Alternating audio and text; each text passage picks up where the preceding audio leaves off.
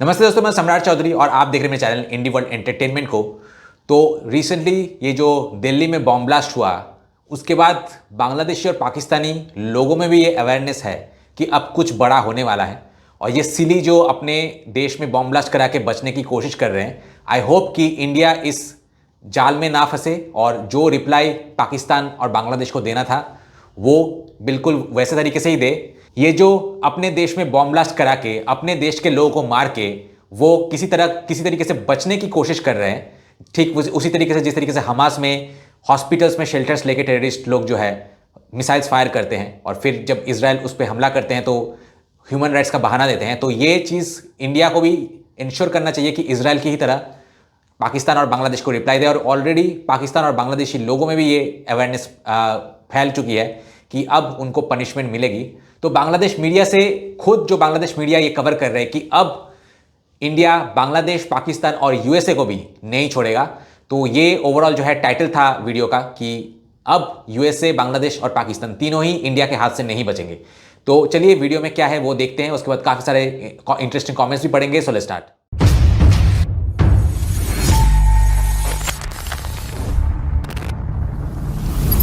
दोस्तों, मैंने बहुत सारे बिजनेस पार्टनर्स को, खास करके जो एनआरआईज है, उनके लिए चैनल बना के उनको इंडिया में एक stable source of income generate करके दिया है। अगर आप भी मेरे साथ पार्टनरशिप में चैनल स्टार्ट करना चाहते हैं, जहां चैनल के ओनर आप होंगे लेकिन कंटेंट मैं बना के दूंगा, तो मुझे कांटेक्ट कीजिए इस नंबर। दोस्तों, ये वीडियो एक दिन पहले ही यूट्यूब पर अपलोड हुआ था और इस वीडियो का टाइटल था दिल्ली रेड फोर्ट में हुए हमले की कीमत बांग्लादेश, पाकिस्तान और अमेरिका को चुकानी पड़ेगी। अस्सलामु अलैकुम रहमतुल्लाह। पाकिस्तान और भाग्य आकाशे पाकिस्तान के भाग्य पर काले बादलों का साया छा गया है। ता ना होले माने दिल्ली लाल किल्लार पाशे कोलकाता, वरना दिल्ली के रेड फोर्ट के पास, यानी भारत की राजधानी दिल्ली के रेड फोर्ट के पास ये विस्फोट नहीं होता। বিস্ফোরণ ঘটতো না। এই যে বিস্ফোরণ ঘটেছে, এই বিস্ফোরণে যতক্ষণ আমি নিউজটি করছি তত जो विस्फोट हुआ है उसमें जब तक मैं ये समाचार दे रहा हूं तब तक 13 लोगों की मौत हो चुकी है। और इस घटना के तुरंत बाद समाचारों में यह दिखाया जा रहा है कि पाकिस्तान ने अलेजिडली अपना नोटम जारी किया है, यानी उसने अपनी हवाई सीमा को बंद कर दिया है। আকাশ সীমা ব্লক করে দিয়েছে। বিশেষ করে ভারতের এই সাইডটাকে আকাশ সীমা स्पेशली भारत की इस साइड के ऊपर पाकिस्तान ने अपनी हवाई सीमा को बंद कर दिया है। নরেন্দ্র মোদি, ভারতের প্রধানমন্ত্রী নরেন্দ্র মোদি অনেক আগেই বলেছে, और आप सब जानते हैं भारत के प्रधानमंत्री नरेंद्र मोदी ने बहुत पहले ही कहा था कि कश्मीर के पहलगाम की घटना के बाद यदि भविष्य में कोई और घटना होती है या भारत की धरती पर कोई आतंकी हमला करने की कोशिश भी की जाती है तो पाकिस्तान के भाग्य पर काले बादल छा जाएंगे। ভারতের বুকে সংগঠিত হয়, তাহলে পাকিস্তানের ভাগ্য আকাশে কালো মেঘের ঘনঘটা। এবং একজন তো বলেই দিয়েছিল তাদের, यहाँ तक कि किसी ने यह भी कह दिया था कि पाकिस्तान का भूगोल ही बदल दिया जाएगा और पाकिस्तान का नक्शा बदल देने की शक्ति भारत के पास है। ये दुनिया पहले भी देख चुकी है। যে ভারত রাখে সেটা আপনারা দেখেছেন, এর আগেও দেখেছেন।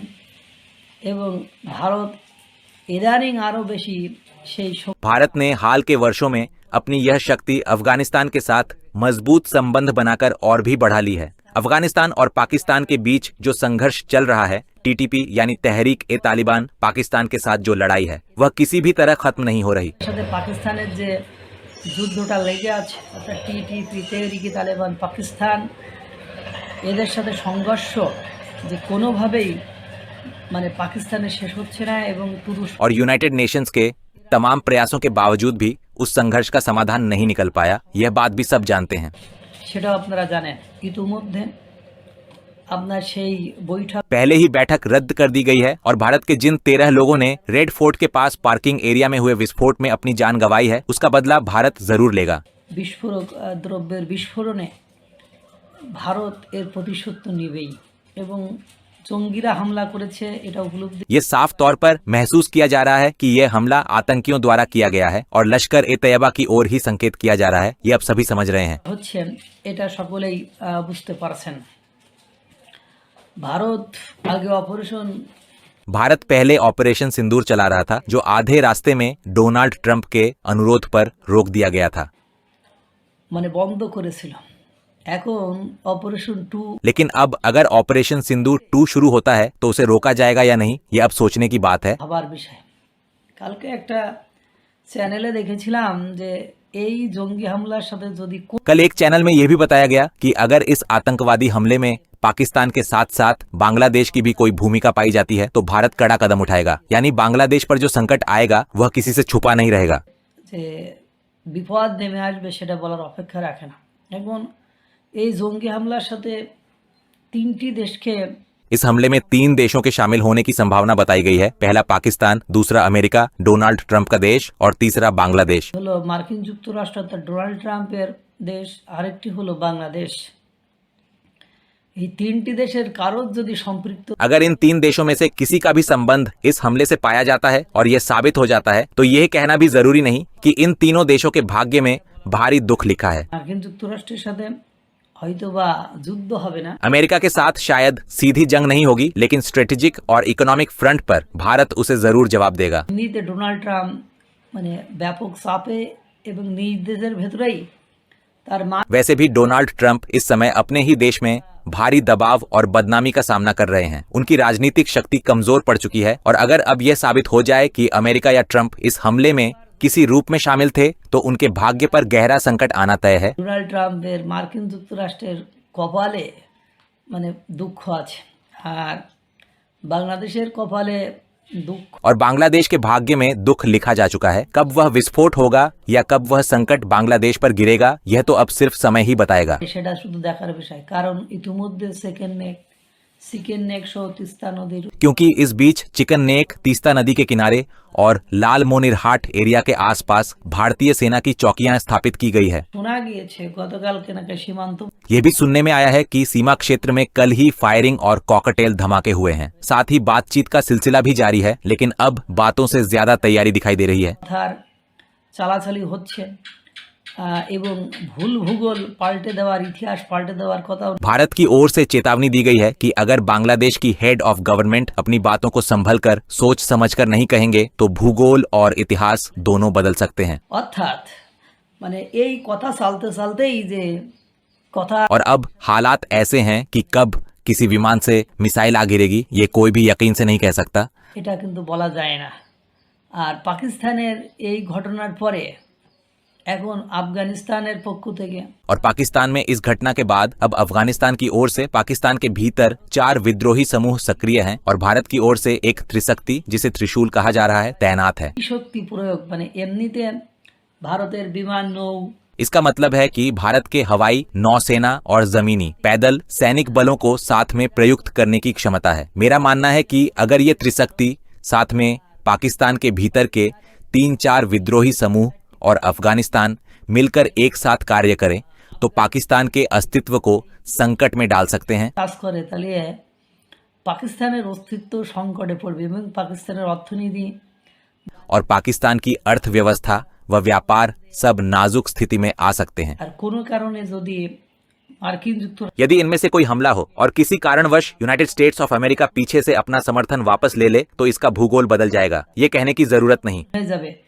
এটা বলার অপেক্ষা রাখে না। মানে যে কাজটা কালকে ভারতের দিল্লির লাল কেল্লার यानी जो काम कल दिल्ली के रेड फोर्ट के पास हुआ उस हमले का बदला किसे देना होगा, बांग्लादेश को, पाकिस्तान को या अमेरिका को, यह अब देखना बाकी है। কে না আমেরিকাকে সেটা এখন দেখার বিষয়। আল্লাহ अल्लाह ताला सबको भला रखे, स्वस्थ रखे। সুস্থ রাখুক। আসসালামু আলাইকুম ওয়া রাহমাতুল্লাহ।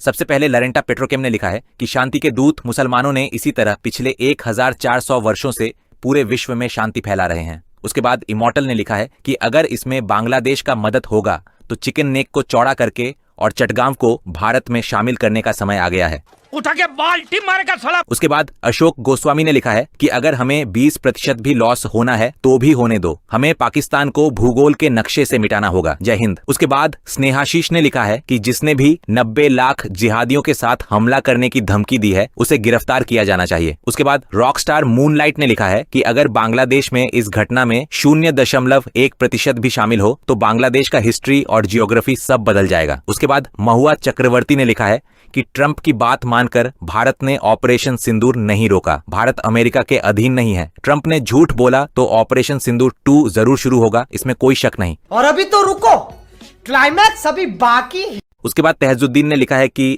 यूनुस ने हमारे बांग्लादेश और बांग्लादेश के लोगों के लिए तकलीफें ला दी हैं। उसके बाद एंशिएंट हिंदू सिविलियन ने लिखा है कि हमास के आतंकवादियों ने 1400 इजरायलियों को मार डाला। क्या इन आतंकवादियों ने हिसाब लगाया है कि इजराइल ने कितने हमासियों को मारा है और बदले में अब भी मार रहा है? अब भारत भी यही करेगा, एक कंप्लीट क्लीन अप ऑपरेशन। उसके बाद श्यामल चक्रवर्ती ने लिखा है कि हुजूर, भारत ने ऑपरेशन सिंदूर डोनाल्ड ट्रंप के अनुरोध पर नहीं रोका, बल्कि पाकिस्तान के पैर पकड़ने पर ही भारत रोक लगाई थी। उसके बाद अशोक गोस्वामी ने लिखा है कि अगर बांग्लादेश का हाथ है प्रमाणित हो जाता है तो चिकन नेक 500% एलिफेंट नेक बन जाएगा। जिसके रिप्लाई में मैंने कहा कि अभी कहना मुश्किल है कि आगे क्या होगा। फिलहाल भारत यह पता लगाने में लगा है कि वह किस जगह कार्रवाई कर सकता है। जब यह स्पष्ट हो जाएगा तो भारत के कदम क्या होंगे, कहां बैगन स्प्रे यूज करेंगे, यह लाइव देखने को मिल सकता है। तब तक के लिए इंतजार कीजिए। उसके बाद नूरुल इस्लाम ने लिखा है कि भारत के दिल्ली में हुए आतंकी हमले की हम कड़ी निंदा करते हैं। आम लोगों की जान जाना अत्यंत दुखद है। जिसके रिप्लाई में मैंने कहा कि आप कह रहे हैं कि आम लोगों की जान जाना दुखद है और ये मौलवियां आम लोगों की जान लेने के लिए मदरसों में ट्रेनिंग देती हैं। वे आम लोगों को ब्रेन वॉश करके उन्हीं के खून खराबे के लिए तैयार कर देती हैं। जब तक ये मदरसा ट्रेनिंग बंद नहीं होगा तब तक इन पागल उन्मादी लोगों द्वारा आम लोगों पर अत्याचार और हत्याकांड चलते रहेंगे। उसके बाद फारूक बेपारी ने लिखा है कि अमेरिका ने बांग्लादेश और पाकिस्तान के साथ मिलकर यह घटना की है। अमेरिका जंगली है।